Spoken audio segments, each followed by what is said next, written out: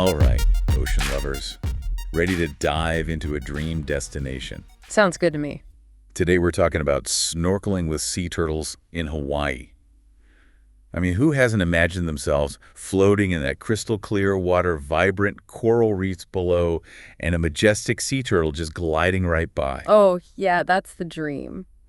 But before we all book our tickets, we need to make sure we're doing it right. And lucky for us, we've got a treasure chest of insights to guide us.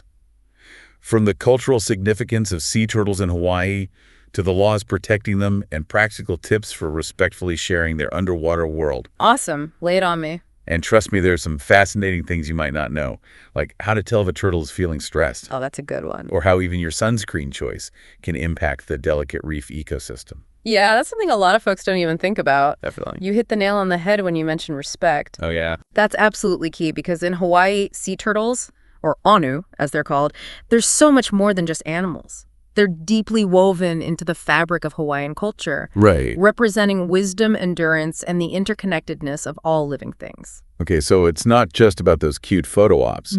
There is a whole layer of cultural reverence here. Absolutely. So what kind of stories or beliefs illustrate this special connection? Well, imagine this. You're a young voyager navigating the vast Pacific, relying on the stars and the currents for guidance. Okay, I'm picturing it. And then you spot a hana swimming strong and steady, a symbol of safe passage and good fortune. Wow. That image is powerful, and it's just one example of how anas are embedded in Hawaiian folklore.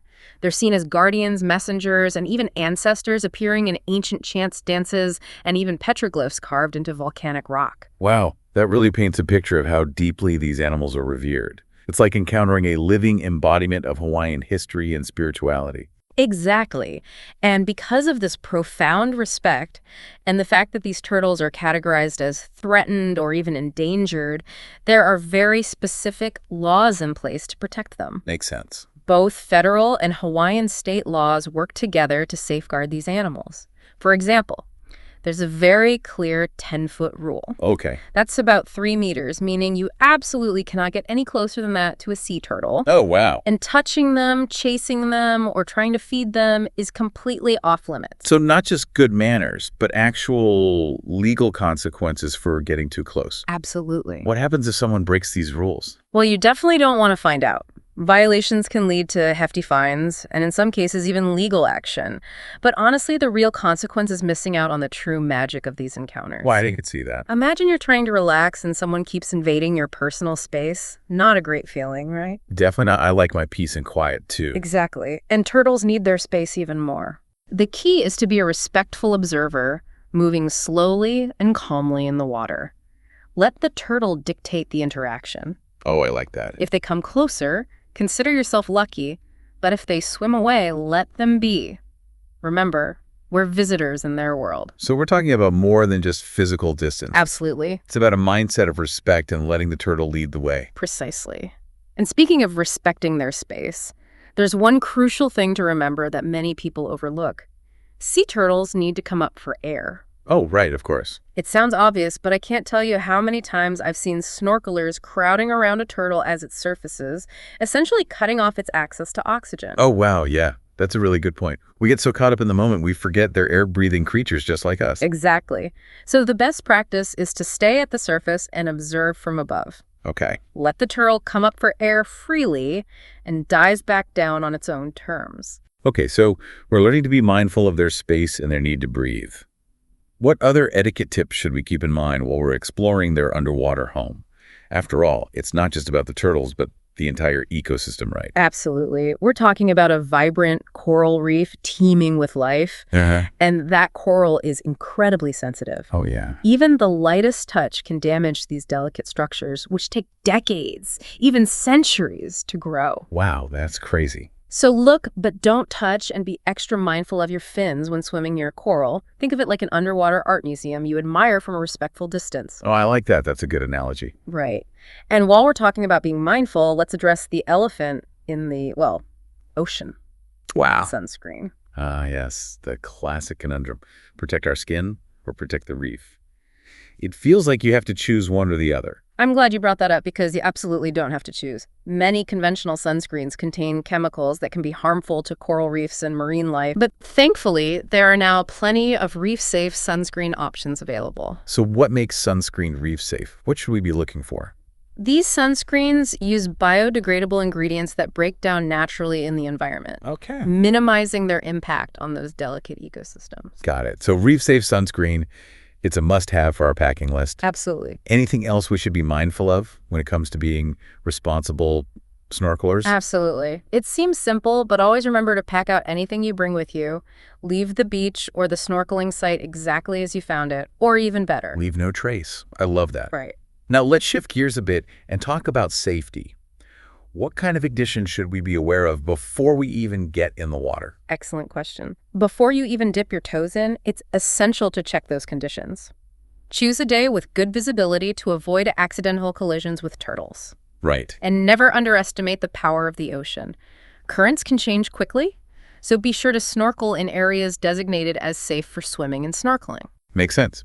And of course, the golden rule of any water activity, always snorkel with a buddy. You got it. A buddy system is crucial for safety and accountability. You can remind each other to follow best practices and make sure you're both respecting the turtles and the environment. It's like having an underwater guardian angel watching out for you. I like that. Well, Speaking of gear, are there any tips for what we should or shouldn't bring into the water? less is definitely more. Okay. Streamline your snorkeling setup to avoid any dangling gear that could potentially entangle or bother the turtles. Gotcha. It can also make you a more efficient, less clumsy snorkeler, which is a win-win for both you and the turtles. So no need to bring a full scuba setup to see these amazing creatures. Now, we've talked a lot about being respectful and recognizing signs of stress. Can you give us some specific examples of what those signs might look like? Absolutely. Even if we're following all the guidelines, it's possible for a turtle to still feel uneasy around humans. It's crucial to pay attention to their body language. Right. For example, if a turtle is swimming away, quickly changing directions erratically, or even diving down suddenly, these could all be signs of stress. Okay. Another thing to watch for is their head position. If a turtle's head is constantly bobbing above the surface, it could indicate they're struggling to breathe or feeling anxious. So we need to be aware of more than just giving them a clear path to the surface. Absolutely. It's also about making sure our presence doesn't make them uncomfortable even when they're underwater. Exactly. Remember, we want to ensure they feel safe and secure in their natural habitat. We're just visitors, after all. Right, right. This is all great information. But I know a lot of people also want to capture the magic of these encounters with photos and videos. Any tips for how to do that responsibly? Of course. It's all about prioritizing the turtle's well-being over getting that perfect shot. Okay. The key here is distance. Use a zoom lens or setting on your camera to photograph turtles without getting too close. And remember, no flash photography. Right. We don't want to scare them with a sudden burst of light, especially when they're trying to relax or feed. Exactly. Respecting their space and their experience is paramount. And sometimes the best memories are the ones we carry in our hearts and minds, not just on our camera rolls. That's a beautiful way to put it. Yeah. So before we wrap up this part of our deep dive, I want to touch on something we mentioned earlier, the cultural significance of sea turtles in Hawaii. It feels like understanding that adds a whole other layer of meaning to these encounters. You're absolutely right. These encounters are more than just a fun snorkeling adventure. They're an opportunity to connect with a culture that holds these creatures in the highest regard. Yeah. For Hawaiians, ano represent a deep connection to their heritage and the natural world. So how is that reverence reflected in their culture? What are some examples that really stand out? You'll see it everywhere. From traditional stories and songs passed down through generations to ancient artwork and even the names of certain places, ano are deeply woven into the fabric of Hawaiian life. For example, there's a beautiful story about a giant anu who carried the Hawaiian Islands on its back, protecting them from harm. And in traditional hula dances, the movements of the dancers often mimic the graceful swimming of sea turtles. Wow, those are such powerful images. It's not just about respecting the animal itself, but also understanding and honoring the cultural significance they hold for the people of Hawaii. Precisely. And that respect should extend to all aspects of our interaction with them. Right. From our behavior in the water to our support for conservation efforts aimed at protecting their future. It's about seeing these encounters as a privilege, not a right. And speaking of conservation, that brings us to a really important point. The future of these ancient mariners is facing some serious challenges, right? Unfortunately, yes. Sea turtles face numerous threats from habitat loss and pollution, entanglement in fishing gear. These threats are interconnected and complex, requiring multifaceted solutions that go beyond individual actions. So it's not just about picking up trash on the beach or using reef-safe sunscreen, although those are important steps. Exactly. It's about understanding the broader ecological context and advocating for policies and practices that protect both sea turtles and their habitats. So what are some concrete actions listeners can take to make a difference? Well, supporting organizations dedicated to sea turtle research and conservation is a huge step. Yeah. These organizations are on the front lines conducting vital work to protect nesting sites, rehabilitate injured turtles, and educate the public. Right. They're the experts, and they're doing incredible work to protect these animals. So donating to these organizations, even a small amount, can make a real difference. Absolutely. And beyond financial contributions, there are so many ways to get involved on a personal level.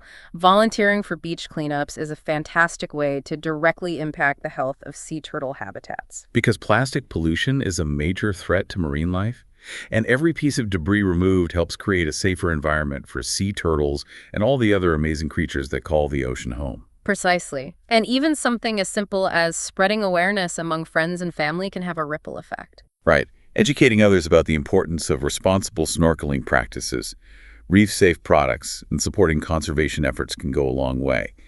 It's about creating a culture of respect and stewardship for our oceans. You hit the nail on the head. It's about understanding that we're all connected and that the choices we make today will shape the future of our oceans and the planet for generations to come.